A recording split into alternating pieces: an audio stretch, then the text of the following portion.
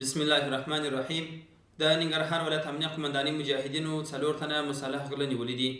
د ننګرهار ولایت د جلال آباد ښار د اولي امنیتي حوزې مجاهدینو د یادې حوزې په مربوطاتو کې هغه 4 تنه مسلح غله نیولي دي چې ورسره یو میل توپک او یو جیمر و چې په یو کورلا موټر کې ګرځېدل، د خلکو څخه غلاوې کولې. یادو کسانو د یو کس څخه ټوډي موټر اخیستی و چې ورسره 2 سیټه موبایلونه وه.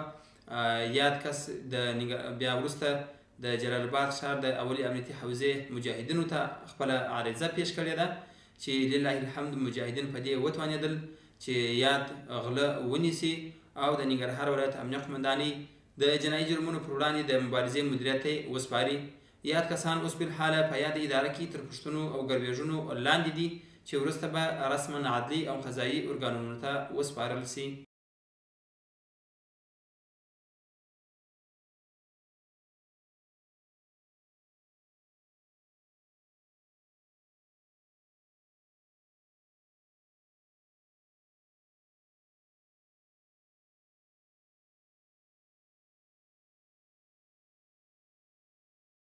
زه امین د لغمان ولایت اوسېدونکی د قرغیو ولسوالۍ چې د تېرې جمعې ورځ وه، موږ له لغمان د ننګرهار ته راغلو، دلته مو چکر ووهه او دغسې موږ یو موټر واخیسته په غلا باندې یو هلک نه، او لغمان ته مې وړو چې هغه کې موږ ونیول شو. زه رفیع الله د لغمان اوسېدونکی، دلته چې راغلو په جمعې ورځ انډیوالانو سره دلته یو موټروانه مدر او ټوډي والا و، ټوډي مو ورنه واخیسته، لغمان ته مې وړله او بس دغه سهار موږ نه وشو.